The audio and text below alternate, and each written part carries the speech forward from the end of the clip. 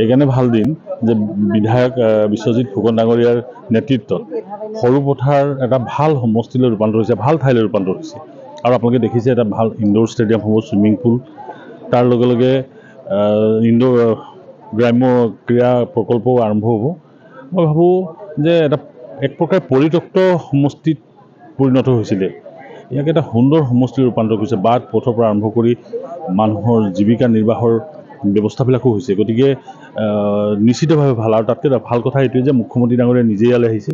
আৰু আপুনি দেখিছে ইনডোৰ ষ্টেডিয়ামৰ কাৰণে লভলীনা বৰগোহাঁই, যমুনা বড়ো, নয়নমণি শইকীয়া এনেকুৱা ধৰণৰ খেলুৱৈ যিসকলক আমি ভাৰতবৰ্ষৰ একোটা একোটা হীৰা বুলি ভাবোঁ, তেখেতসকলে আজি ইয়াত উপস্থিত হৈছে।